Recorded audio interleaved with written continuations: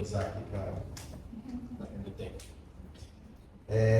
Bom, enfim, acho que algumas das pessoas aqui fizeram parte do curso da Psicologia da Descolonização, algumas outras do Psicologia de Comunidades. Estou dizendo isso porque essas pessoas tiveram algum modo em que eu fui o responsável, né?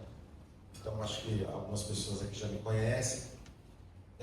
Para quem ainda não teve a oportunidade de fazer um curso, eu estava lá dando uma das aulas, ou várias aulas. Eu sou Bruno, como o Zé falou, né? Sou psicólogo, trabalho com esse tema da descolonização já tem alguns anos. E aquele aspecto, digamos assim, que mais... Uma coisa que me... E quem já teve aula comigo sabe, né? Mas só para relembrar, digamos assim. Um aspecto que eu considero muito importante, acabo de algum modo até insistindo mais nele, por entender que ele é um pouco menos falado nesse campo de estudos, de práticas, tal, de transformação de parte da psicologia, é a perspectiva que vai se deter de maneira mais centrada no que são os, que a gente pode chamar de estudos latino-americanos, alguma coisa assim.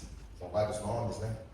Mas um pouco essa perspectiva que vai buscar demarcar, lembrar, circunscrever, aumentar, botar sob neon, botar duas mãozinhas assim, fazendo assim, para todo mundo ver e tal, que nós vivemos num continente, num território que a gente chama de continente, e que a nossa história está muito relacionada, nossa história enquanto território brasileiro, nas suas imensas diversidades que tem um país continental como o nosso, com os outros países, os outros territórios, os outros estados-nação da América Latina, da América Central e da América do Norte também. Então, tem uma espécie de uma, não diria filiação, né, mas acho que uma tessitura que articula de maneira muito forte com essa tradição, que já é a tradição de pensamento da América Latina, né? Que já vem falando de descolonização, digamos assim, muito antes desses estudos ficarem mais conhecidos, como estudos da colonialidade, como vem acontecendo nos últimos 15, 20 anos, né? Já se fala bastante disso aqui na América Latina, vários autores, alguns que estão sendo recuperados, que estão sendo recolocados no lugar, ou colocados no lugar de importância que eles deveriam sempre ter tido, mas por uma série de questões da colonialidade eles não estão aí à vista, né? Mas é isso, é dentro dessa perspectiva. Então, só demarcar isso de cara, assim, de primeiro, para dizer que é um jeito de operar essa questão da descolonização. Um foco, né? Uma atitude mais voltada para esse lugar e para nos relembrar disso de maneira muito presente, porque nós nos esquecemos disso, ou não sabemos, ou não damos duração, às vezes nos passa, né? Nos passa e aí a gente até lembra e depois a gente esquece. Passa de novo, a gente até lembra e depois a gente esquece. Agora na época da Copa até que a gente lembra um pouco mais, né? Quando o Brasil saiu, quem que eu vou torcer, a gente lembra daquela latino-americana, vai torcer para a Argentina, não vai, que bando de racista, o que nós faz com isso, o que nós não faz. Aí tem os do norte, mas assim, só para a gente ver como é algo muito pobre, né, de maneira geral, né? A hora que a gente lembra disso é de 4 em 4 anos durante a Copa, puxa vida. Que é mais ou menos como a gente conhece Libertadores. Quando a gente fala de Libertadores, as pessoas lembram do coitado do Simão Bolívar e do José Martí, né? Que são lembrados na hora da Copa das Libertadores da América Latina, né? Que é como eu comecei a entender a América Latina. A minha vida, de um homem de quase 50 anos, foi nessa hora que a Libertadores foi chegando na minha vida através disso, né? Eu sou um paulino lá na Vila Sônia, que eu sou Paulo com Libertadores.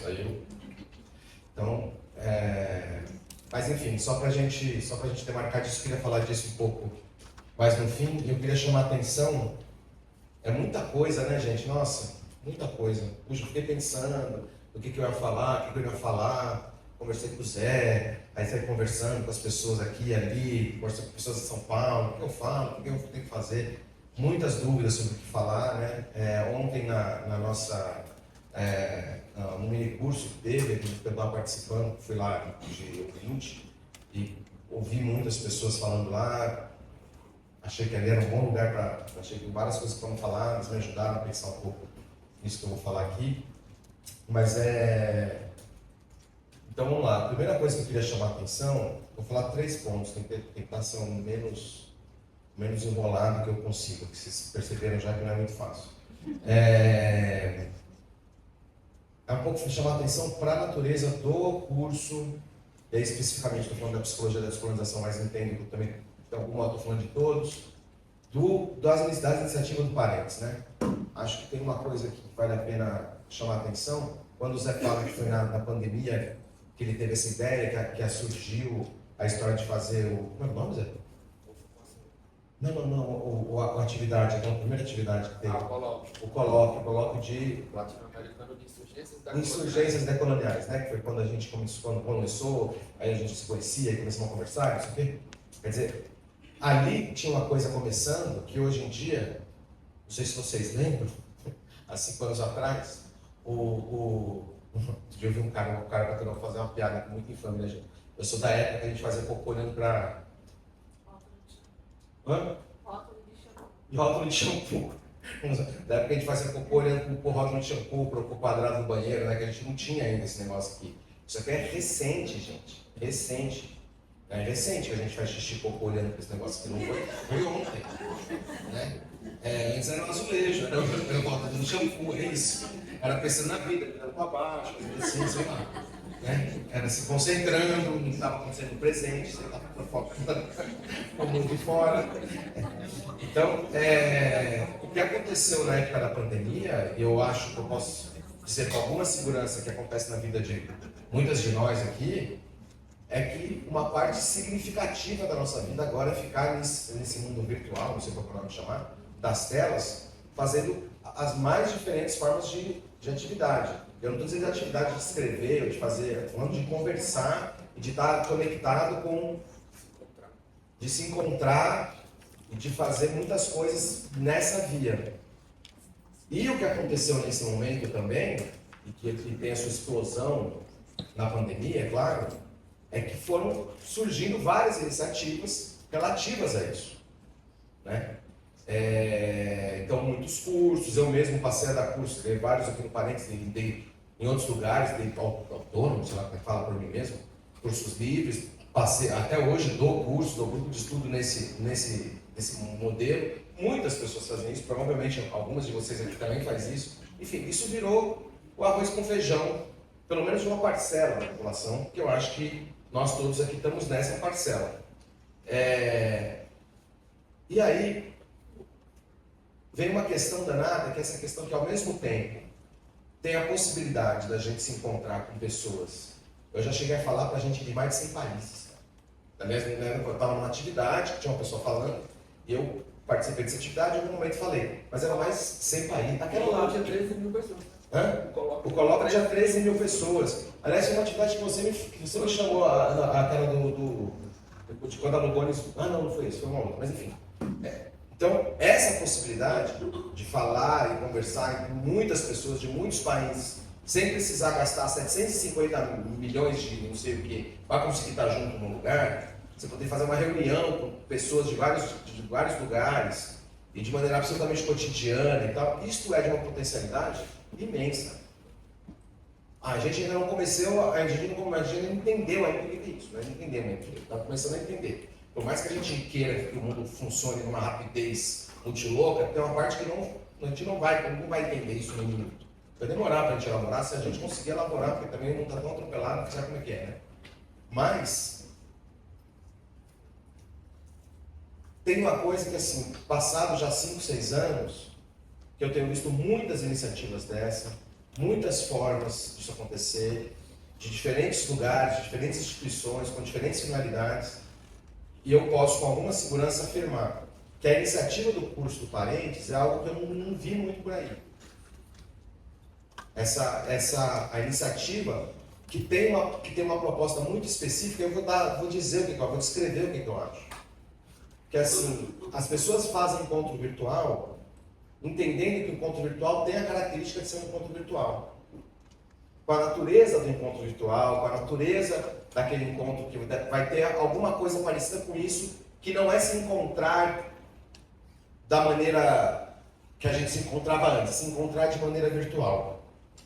O que me parece interessante que o Parênteses ele propõe, ou tenta, ou faz isso, vem se esforçando para isso, é propor um encontro que seja virtual, que seja mensal, várias pessoas, mas que ele tenha um caráter de efetivamente criar uma relação entre essas pessoas.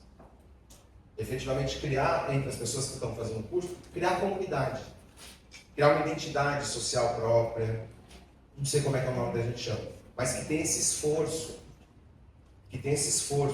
Eu lembro das primeiras reuniões que eu e o Zé fomos fazendo, conversando até com o Saulo, nosso grande amigo e colega, e conversando sobre isso, a gente falando, né, falando, e aí eu lembro a gente empolgado com essa possibilidade de criar uma... Quando a gente criou a Psicologia em Povos da Terra também foi essa história, mas aí não era virtual ainda. Né? Então, essa ideia de criar uma comunidade, de criar um espaço de encontro e tal. Então, isso é uma coisa que eu acho que quando a gente está se encontrando aqui, a gente vê que isso está acontecendo.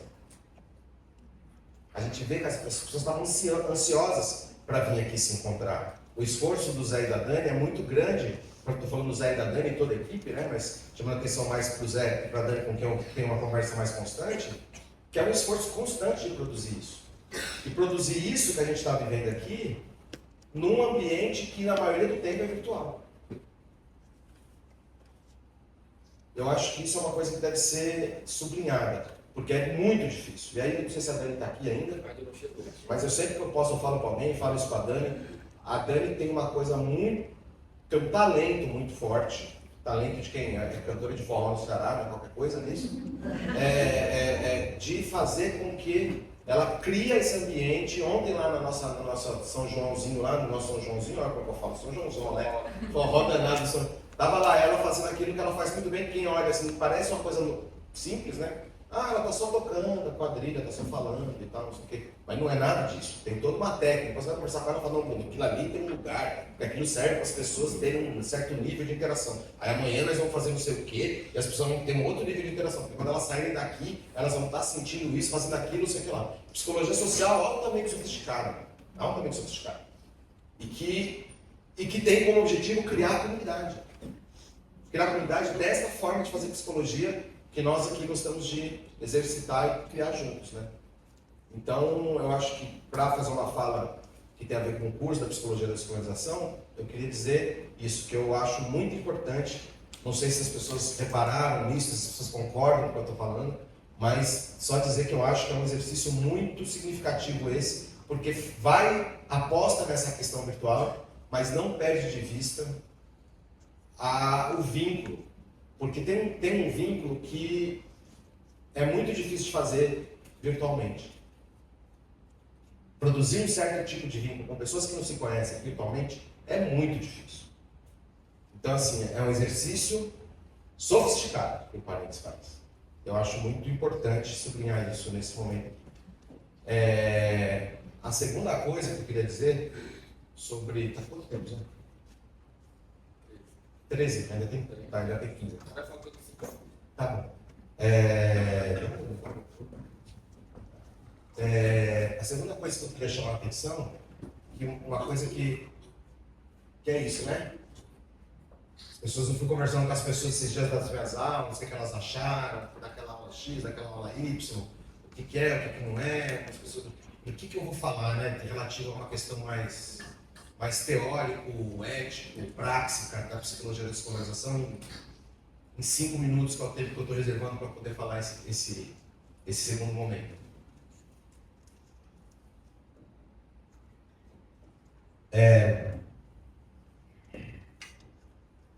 Aí eu fiquei pensando, né? Nossa, o que eu vou falar, cara? Eu vou falar. Aí ontem, durante a nossa aula de ontem, nossa vivência, uma das coisas que se falou ali foi uma questão que eu falei, puxa, cara, acho que esse monte de coisa que eu estou pensando, talvez essa seja uma que seja importante de falar lá. Que nem sempre a gente lembra dela, né? E que eu acho que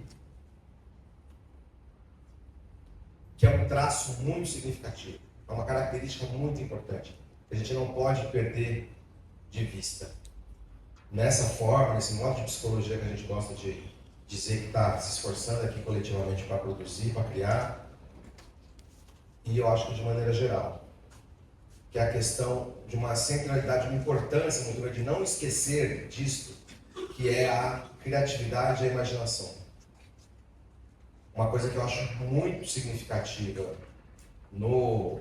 na psicologia da descolonização, na psicologia decolonial, na psicologia contracolonial, é que a gente não pode não ser criativo.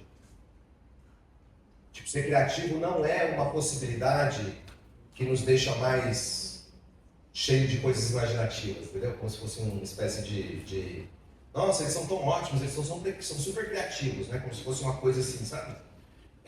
Um adereço, né?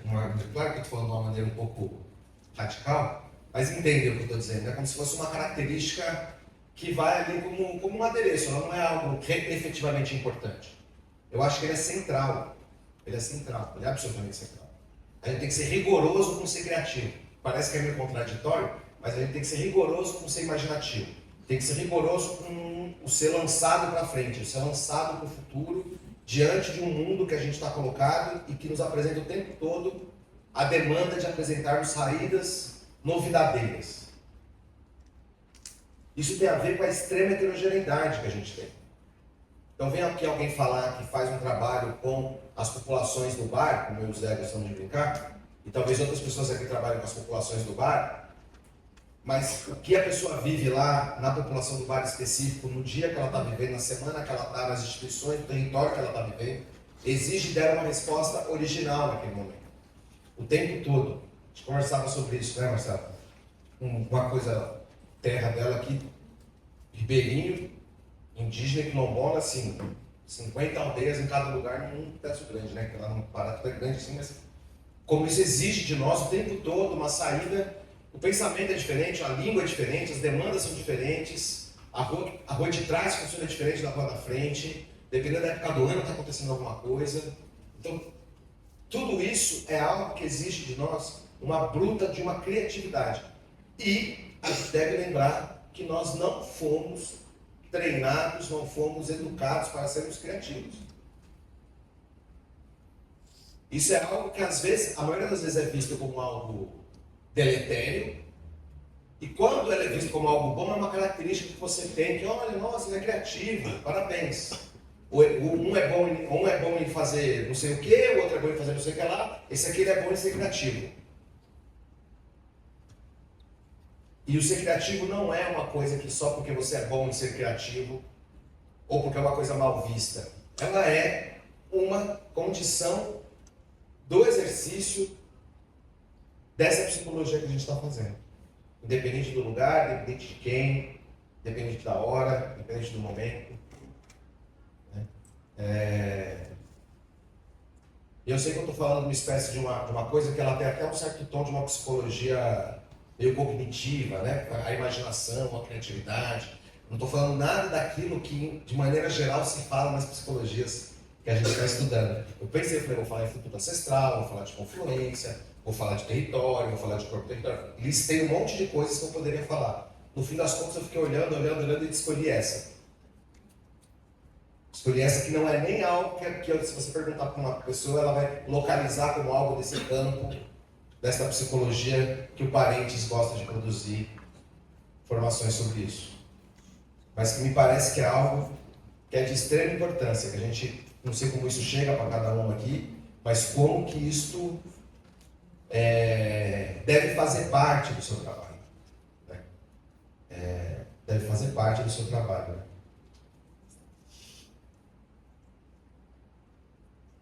E por fim,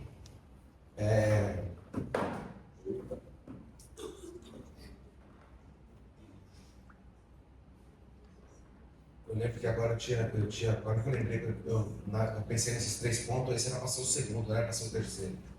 Eu tinha pensado nisso porque eu falava, nossa, se eu botar isso no final, vai dar aquele tom de fechamento meio slow down, né? Meio baixo astral. Assim. Não quero ser baixo astral, mas eu quero dizer uma coisa. Eu quero dizer uma coisa sobre o atual contexto histórico da América Latina. que eu acho que a gente não pode perder de vista isso nesse momento. O minuto presente que nós estamos vivendo. América Latina, a Biayala, Nuestra América, continente americano, enfim. Como a gente quiser chamar essa porção de terra, a gente sabe mais ou menos o que nós estamos falando, né? Está até nas imagens. Tá? Ela, para muitos estudiosos da colonialidade, ela é aquilo que funda a modernidade e funda as identidades que nós temos em 500 anos. É a primeira grande identidade do mundo colonial, que nasce com o capitalismo moderno colonial, é a identidade de América, da América Latina. De um jeito absolutamente difícil, que é oferecer mão de obra e riquezas para uma acumulação primitiva daquilo que vai ser chamado depois de Europa. Mas nós temos a nossa identidade enquanto povo continental como uma gênese daquilo que a gente vai chamar de colonialidade, de descolonização da colonialidade. Então a gente deveria estar o tempo todo atentos a isso, o tempo todo lembrando disso, para fazer o que bem deve ser feito disso. Não dizendo que isso quer dizer que a gente deve elogiar isso, pode ser criticar isso, pode ser fazer o que se bem quiser, mas que isso deve estar de algum modo no nosso radar. E quando a gente olha para isso nesse momento, nós temos uma condição bastante delicada, para dizer o mínimo. Então, a gente está nesse momento sobre uma nova investida colonial imperial muito forte no nosso continente. Muito forte. E que é importante que a gente preste atenção sobre isso, participe disso, se entenda o que está acontecendo. Todos devem acompanhar de algum modo como a geopolítica mundial tem sofrido uma mudança, uma inflexão que não volta mais atrás. E aí nós estamos falando de uma perda de poder dos Estados Unidos e que, para ser diretamente uma metáfora muito simples, se a gente morasse num bairro e a gente fosse dono do bairro inteiro e de repente a gente não conseguisse mais mandar em todos os lugares do bairro, qual da rua, a gente mora numa rua, a rua é toda nossa, a gente manda em todo mundo na rua. Tem uma hora que por causa de outras casas que começa a se organizar, então a gente não vai conseguir mandar em todo mundo na casa. Qual vai ser a última parte que a gente vai abrir mão? Da nossa casa e do nosso quintal. Esse é o lugar que os Estados Unidos vê a América Latina. Nós somos o quintal deles. E se eles forem perder tudo, o quintal deles vai ser a última coisa que eles vão abrir mão. É por isso que a gente está vendo esse conjunto de atividades e ações para tentar exercer total domínio sobre nós. E, nesse momento, domínio, se for necessário, já tem muita gente falando, já tem muita gente liberando leis para isso, narcotráfico, narcoterrorista, pode entrar sem respeitar Estado-nação, militar.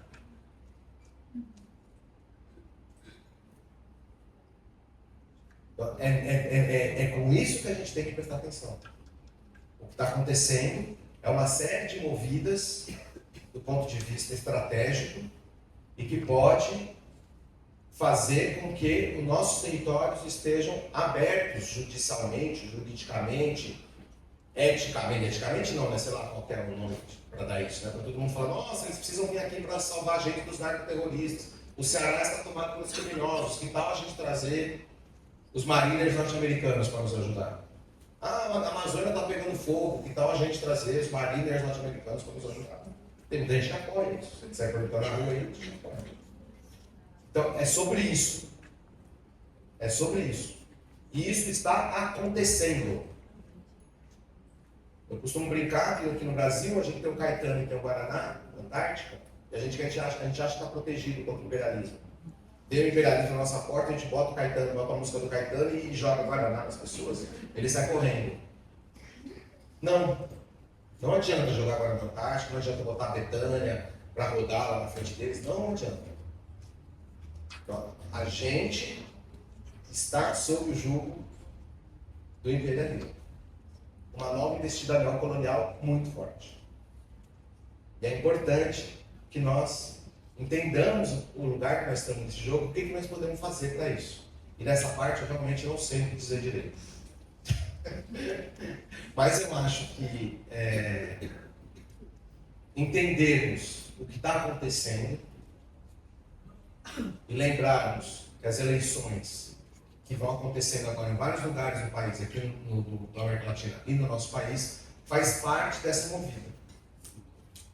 Então a gente está num ciclo que vai ser importante a gente pensar no que está acontecendo. Né? É localizar isso. Pensar em descolonização, gente, é pensar no lugar que a gente está dentro dessa geopolítica mais ampla. É pensar no nosso território, é pensar na nossa identidade, pensar naquilo que está ali no imediato da vida, mas é pensarmos como isso está dentro de um campo maior de jogo de forças.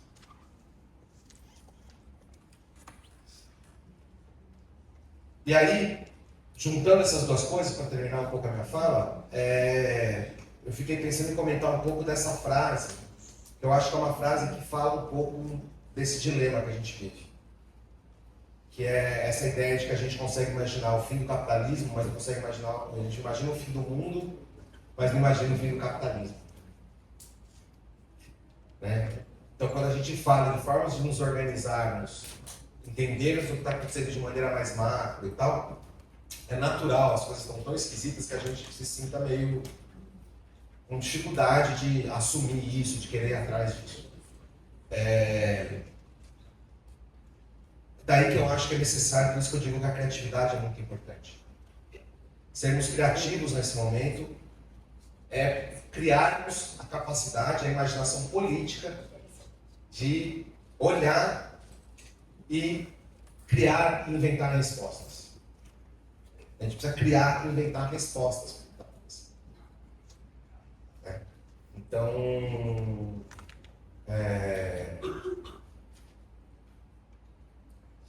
comunalidade, me parece que é comunitarismo, comunalidade, como a gente tanto discute aqui, me parece que é uma ótima pista para a gente entender o que nós podemos fazer, né? Na nossa prática cotidiana, o que a gente está fazendo.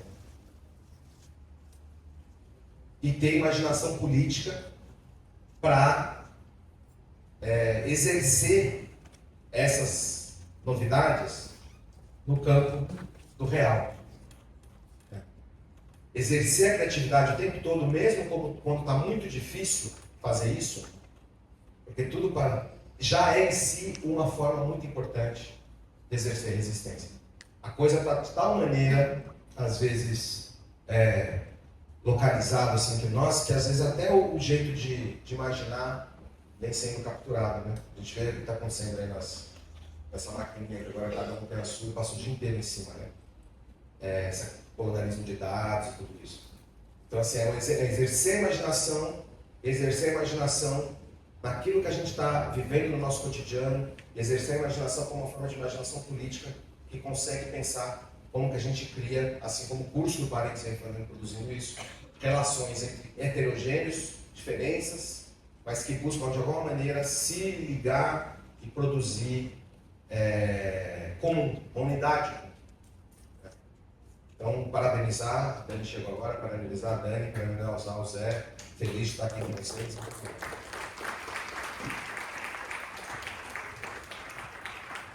Valeu, Bruno. Vamos adiantar. Depois a gente conversa. Já vou agora convidar essa amiga, essa parente aqui da gente, que muito gentilmente topou esse convite, topou essa mesa. Vanessa, a falar agora com você.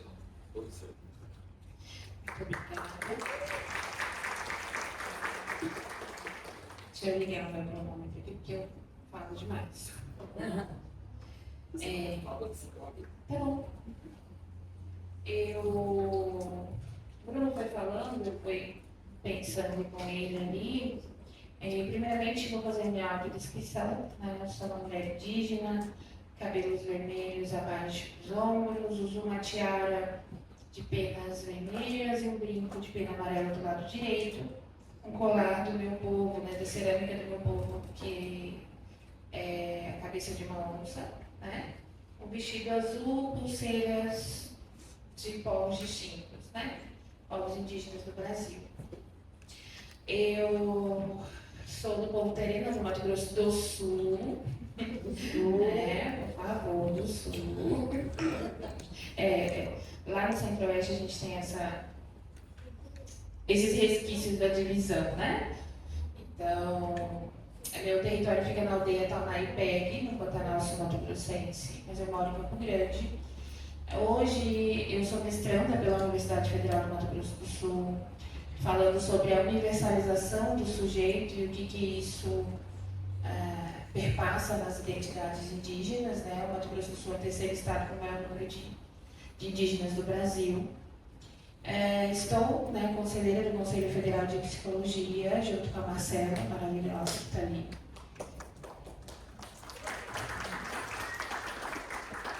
E estou, junto com Jaqueline de Jesus, coordenando a Comissão de Direitos Humanos do CFP também. E estou como coordenadora da ABIPSI, Articulação Brasileira de Indígenas Psicólogas. E às vezes eu durmo, mas é muito pouco. Então, às vezes a pessoa fala, nossa, Vanessa tá tão mais calma, né? Tá mais tranquila. Não, só tô cansada. Não tô tão calma assim, não. Mas eu trabalho com a clínica racializada, né? Faço atendimentos clínicos também. Trabalho muito questões de racismo anti-indígena. Né?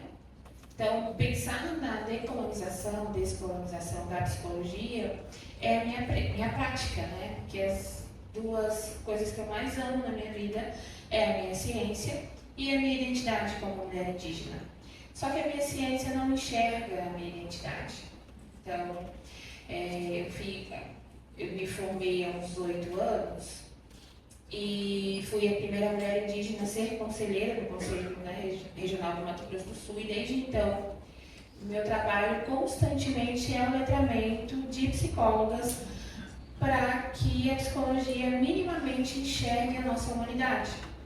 O que é muito controverso, né? Porque quando a gente pega o nosso código de ética, um dos primeiros fundamentos é que nós devemos proteger e fazer com que os direitos humanos sejam respeitados. Então, uma pergunta que eu tenho feito, né, em todos os espaços que eu posso é: quais humanos que a psicologia tem defendido? Né?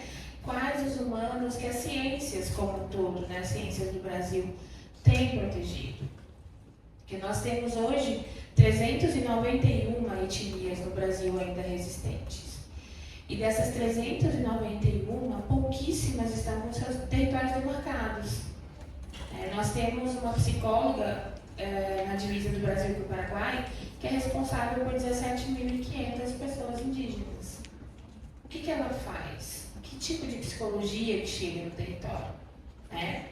Então, pensando, né, nessa abrangência da psicologia, a gente entende que a psicologia que nós estudamos hoje, ela é uma psicologia onde eu não me enxerguei, onde eu não me vejo, né, onde eu não estava, e todos os que vêm agora ainda não estão. Por mais que existam algumas universidades que tenham, né, matérias que pincelem um pouco dos povos indígenas, a psicologia não tem muito interesse ainda de saber sobre nós, né? E principalmente saber não do campo de atuação, mas das nossas humanidades, né? Porque são 391 povos. Imagina a pluralidade e a dimensão de falar sobre povos indígenas no Brasil. Então, primeiramente eu gosto de pensar o que é psicologia. Vocês já tentaram explicar o que é psicologia para alguém? Alguém gostaria de vir dar um exemplo do que é psicologia? Sabe, quando a gente entrou na faculdade, você vai contar para a tua avó: eu escolhi psicologia. Legal, o que a psicologia faz? Né? chegar no território, lá numa favela, numa comunidade, num quilombo, numa aldeia que seja, o que é a psicologia? Então, e a psicologia no Brasil ela é muito complexa, né? Porque nós somos a maior psicologia do mundo. Nós somos o país que mais formamos psicólogos. E nós não temos uma identidade brasileira. Nós não temos uma identidade latino-americana. É muito difícil a gente enxergar a psicologia, não só a psicologia, todas as ciências e a própria identidade do brasileiro, né? Não sei se vocês acompanharam quando a Shakira faz um show e ela fala sobre as latino-americanas e fala o nome do Brasil. E aí na internet tem uma comoção dos brasileiros falando, não, eu não sou latino-americano. Então essa negação dessa identidade, a PIB, a articulação, né, de povos indígenas no Brasil, tem uma campanha que eu gosto muito de falar, onde ela diz que o Brasil é o filho de uma mulher indígena, mas ele vive implorando o reconhecimento de uma paternidade de um pai europeu que nem lembra que ele existe.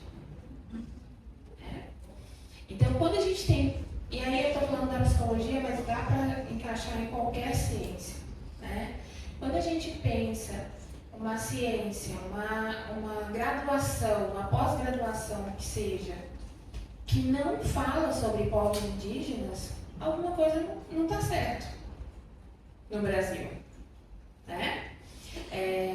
Nós estamos ainda, né, na Copa do Mundo, e aí os torcedores brasileiros resolveram fazer homenagens, né? Usando cocais norte-americanos, roupas curtas, né?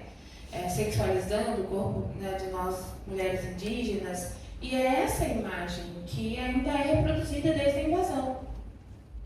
Né? Que a identidade indígena é pública.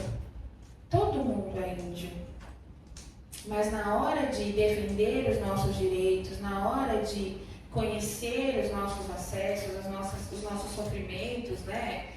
A vulnerabilização que o Estado brasileiro produz nos nossos territórios, nos nossos corpos, aí tem a frase, né? Quem cuida do índio é a FUNAI. Nossa, Vanessa, que frase forte, sim. No Instagram do Conselho Federal de Psicologia, na foto da Anita Tuxá, né, que foi a primeira mulher indígena a chegar a esse espaço de conselheira federal, foi isso que disseram. Nossa, legal, mas quem cuida de índio é a FUNAI. Agora a dança da chuva vai ser instituída como prática psicológica. Ah, mas isso já fazem 3 anos. Não, a última postagem minha, tomando posse do Conselho Nacional de Assistência Social, estava lá. Ah, que legal, faz a dança da chuva.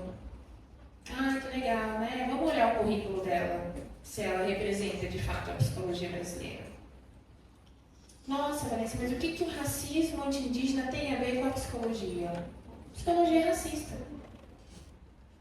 Quando nós ainda aceitamos que nas escolas, gente, ainda é ensinado para as nossas crianças que o Brasil foi descoberto em 1500. Né? E constrói-se o indivíduo generalista, né? Aquele índiozinho inocente que troca tudo por um espelho e que morre no capítulo 2. E aí cria-se uma expectativa do que é a pessoa indígena e essa expectativa ela não é quebrada durante o ensino médio, fundamental e nem na graduação, muito menos na pós-graduação. Então, quando a psicóloga chega no território ou até mesmo dentro das cidades e se depara com uma pessoa indígena, ela não desconstruiu isso, ela não decolonizou o seu conhecimento. Né? Mato Grosso do Sul tem a maior massa carcerária de pessoas indígenas do Brasil. E durante, né, a minha passagem como conselheira, nós recebemos várias denúncias de psicólogas que escreviam nos seus laudos para o sistema prisional de justiça, né, que o indivíduo não podia ser considerado indígena porque ele estava usando calça jeans e camiseta. Isso é o que a psicologia pensa da gente ainda. Né? Psicólogas ainda aplicam o Oxá em Guarani Kaiowá que não falam português. Nossa, a avaliação psicológica como um todo ela não é feita nem pensada para a população brasileira, quem dirá para a população indígena. E povos de terreiro, quilombolas, né? E toda a diversidade que o Brasil tem. Eu tenho essa opinião, né, que não é todo mundo que concorda comigo e está tudo bem, mas a psicologia ainda não tem uma identidade brasileira. Não essa que eu estudei e que eu tive que adaptar para poder colocar dentro do meu território com as identidades que eu atendo. Enquanto a gente não tiver tranquilidade para dizer isso, a gente vai continuar reproduzindo, né? Psicólogos que levam divã para atender no território, né? Gente, é complicado, né? Mas é a psicologia que a gente aprende. É a psicologia que ainda é ensinada e que não é questionada. Então, a gente precisa pensar o que é a psicologia, se existe de fato uma psicologia que tem essa identidade, né? Ela pode estar sendo construída, ela pode estar sendo movimentada. E como que essa psicologia chega no território? Eu disse para vocês que o DICEI, né, que é o Distrito de Saúde Indígena, ele tem uma psicóloga lá que é responsável por 17.500 pessoas indígenas. O que essa psicóloga consegue fazer com esse público? Que tipo de psicologia chega nesse território? Então, vamos ser menos drásticos, né? Aqui eu tô, que é quase uma bíblia para mim, eu gosto sempre de mostrar para vocês a nossa referência técnica, né? Todo mundo conhece? Sim. Tem alguém que não conhece? Pode falar, não vou julgar hoje. Só hoje. Só hoje. Tô cansada, por isso não vou julgar. Mas agora vocês já conhecem, tá? Disponível, viu, gratuitamente lá no site do Conselho Federal de Psicologia. Essa aqui é a segunda edição. E ela foi lançada no ano em que a psicologia completou 60 anos de homologação como ciência no Brasil. 60 anos sem pensar minimamente o que a psicologia pode fazer ou não com os povos indígenas. E é importante que a gente tenha essa consciência, né, como psicólogos, enfim, ou outras ciências também, de qual a nossa implicação com isso. Por que a gente tem que saber falar sobre povos indígenas? Para que eu quero saber sobre isso?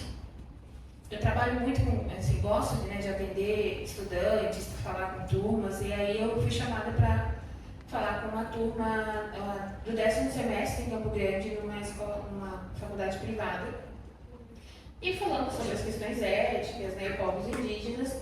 Um aluno falou: olha, quando eu me formar, se eu receber um paciente indígena, eu não vou atender, eu vou passar para outra pessoa, porque o Código de Ética diz que eu não posso atender pessoas que eu não fui qualificado para isso. Ele pode fazer isso? Pode? Pelo código, né? Pela vida comprometida, ele não poderia. Isso. Porque quem aqui teve uma matéria sobre povos negros e quilombolas? Renato? Que não seja optativa. Eu já sei, mais ou menos. Quem aqui... Na perspectiva social. Isso. Especialista. Quem aqui teve na graduação uma matéria sobre LGBTQIAPN+. Obrigatório? Da onde? A Unesp, Assis. Ótimo. Uma, né? Se eu não estudo sobre população negra, povo de terreiro, quilombolas, povos indígenas, eu vou atender quem? Só um homem branco, cis? Pode falar. Mas quando eu questionei isso, eu ouvi como resposta: tudo bem, Giovana, mas eu estive entre tal e tais lugares, que eu não vou nem falar aqui para Tailândia, não sei, na Indonésia, não sei sei aonde, e o que as pessoas querem é ser felizes, então é tudo igual. Não estou dizendo que eu concordo, eu estou dizendo Não, que sim. quando eu questionei, Claro. que eu apresentei sobre isso, inclusive meu artigo sobre isso, eu ouvi isso da pessoa que era professora de curso. O conceito de felicidade ele é bem complexo, As né? pessoas querem ser felizes. Eu queria ser feliz tendo terra. Eu queria ser feliz podendo usar, né? Poder ser quem eu sou. Não ver meus parentes morrendo com bala de fazendeiro, né? Tomando chuva de agrotóxico. Ter as mulheres do meu povo sendo estupradas no território, crianças mutiladas. Ver o povo Guarani e Kaiowá tendo que andar 3, 4 quilômetros para ter acesso à água potável. Felicidade para mim seria isso. Né? Mas isso passa pelo... Porque quando a gente fala de povos indígenas, infelizmente a gente fala sobre violências, né? Sobre negação de acesso. Tem uma liderança no interior do Mato Grosso do Sul que ele fala que a maior parte das pessoas está preocupada com o PIB, mas que ele está profundamente preocupado com o FIB, que é a felicidade interna bruta. Felicidade para ele é não ter que trabalhar o dia inteiro, é poder ver os netos crescerem, é poder ter o seu território demarcado. Mas vamos pensar na realidade dos 391 povos hoje. A maioria dos povos indígenas não são felizes se a gente for pensar nesses acessos básicos de direitos humanos. Né? E ano passado eu estive na Assembleia do Povo Terena, numa mesa de saúde, falando de do quanto a psicologia podia ajudar, do quanto a psicologia é importante também para os povos indígenas, lembrando que a gente tem que fazer todo um processo de apresentação mesmo, né? Porque a psicologia chegou no território e não se apresentou. A maioria dos parentes não sabe o que um psicólogo faz. E aí uma liderança pediu para fazer uma pergunta e ele disse, olha, o meu território é o território que tem mais difícil acesso, né? No Mato Grosso do Sul é uma parte de serras próxima à Bolívia. E eu não tenho psicóloga, a psicóloga não vai lá. Eu estou com uma série de suicídios entre adolescentes e eu preciso de uma psicóloga. E por que a psicologia não me atende? O que eu vou responder? Por que a psicologia não está em todos os lugares, se a gente é a maior psicologia do mundo?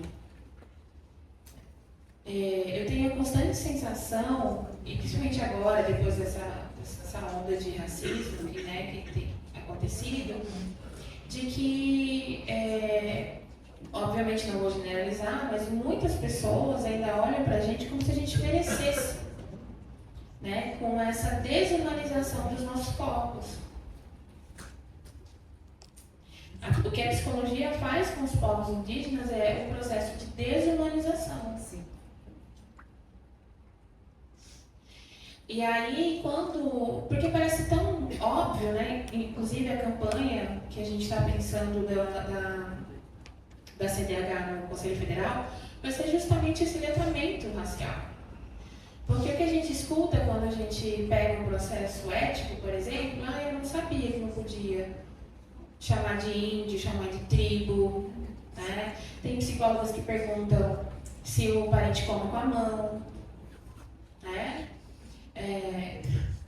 Uma vez chegou uma senhora muito importante na psicologia para mim e falou assim, nossa, você é tão bonita, você é tão inteligente, você fala tão bem, não parece índio. O que ela queria que eu fizesse? Né? Quais são as expectativas? Porque vocês, né, a maioria todos não indígenas, inclusive os indígenas, aprendem que o Brasil foi descoberto.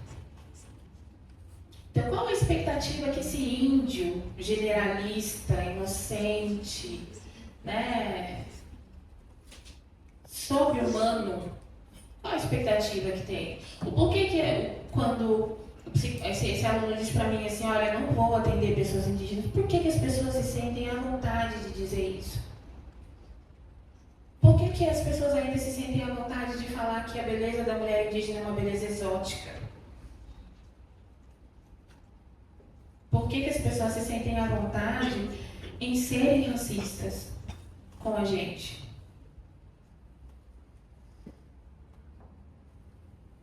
muitos problemas. Eu gosto de incomodar, não sei se vocês perceberam, muito silêncio assim eu gosto, senão vocês estão incomodados.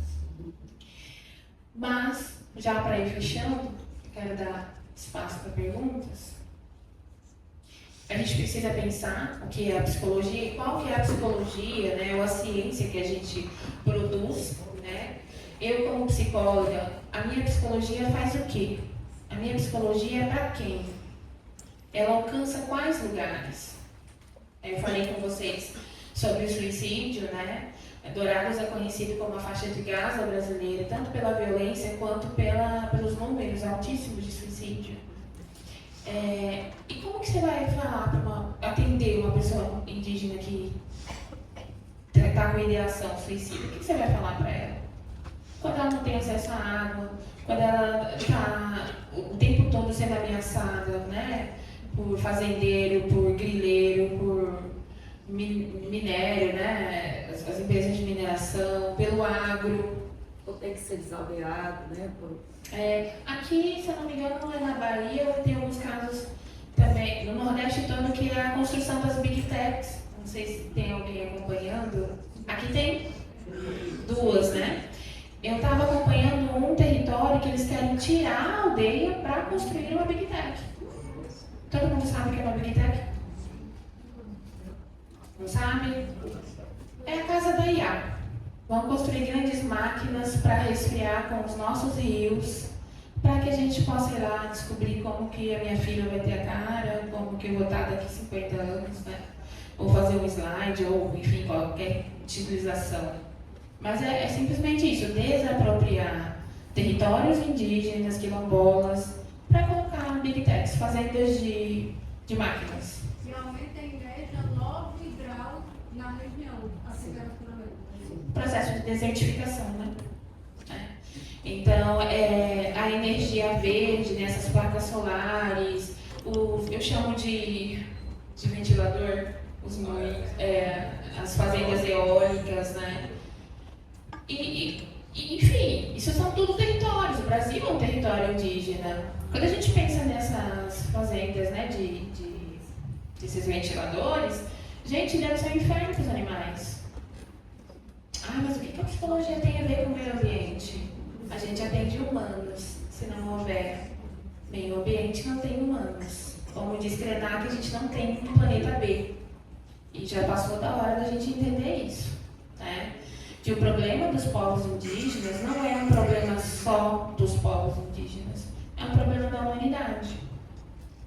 Mas essa desumanização, né? As pessoas gostam muito de achar que a gente não é civilizado, ou de que nós somos selvagens, né? Eu lembro que quando eu era criança, minha mãe evitava falar assim, olha, vai ter um aniversário daqui 15 dias. Porque o tempo demorava muito, eu ficava o tempo todo perguntando se já estava chegando, né? Hoje não dá. Eu estava vendo a minha agenda ali com a Marcela, não tem mais espaço. A gente está correndo desesperadamente. Só que a gente não sabe para onde. E nem por quê. É a síndrome do coelho da Alice. E tanto que quando a gente chega no território, né, Marcela, é outro tempo. Você coloca o tempo da entidade, né, quem falou. Você coloca o pé no chão, né, você vai falar com o mais velho, ele vai falar com paciência, ele vai te contar uma história, você vai ouvir o canto. Bom, vocês estão num evento super legal, que vocês estão tendo esse contato, mas quem aqui vê, no mínimo, um pôr do sol uma vez por mês, não sendo obrigatório? Ótimo. Isso mesmo. A gente está perdendo o contato. Quando a gente fala de ancestralidade, né, principalmente nós, povos indígenas, as pessoas acham que a gente está falando de algo muito distante, né, muito passado, muito antigo.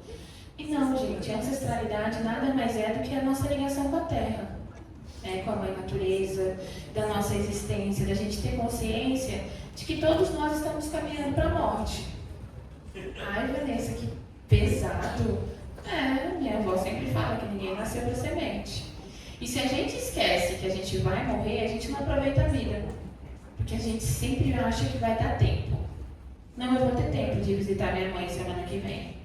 Não, eu vou ter tempo de fazer mais isso, né? Eu vou ter tempo de brincar com meu filho, de brincar com meu neto. Eu vou ter tempo de dormir mais, de descansar mais. E se a gente não pensa que tudo isso aqui vai acabar pra gente em algum momento, a gente não vive.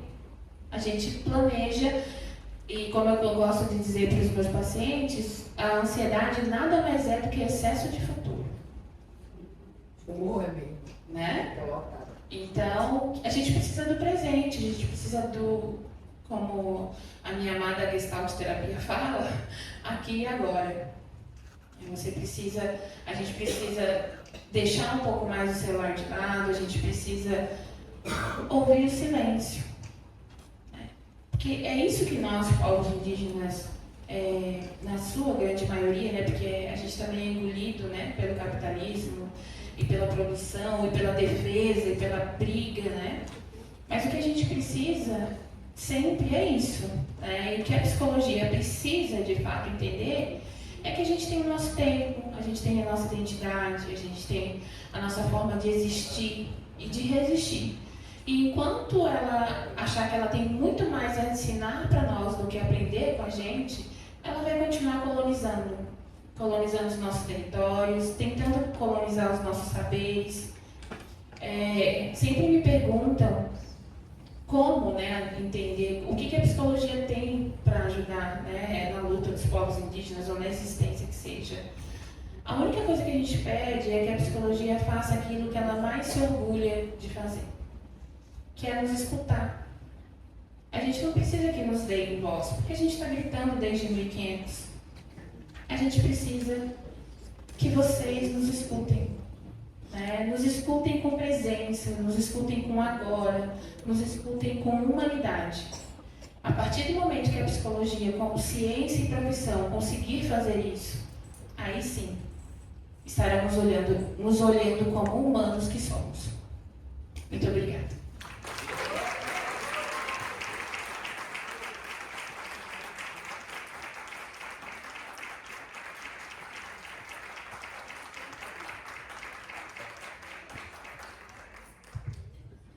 Né, gente?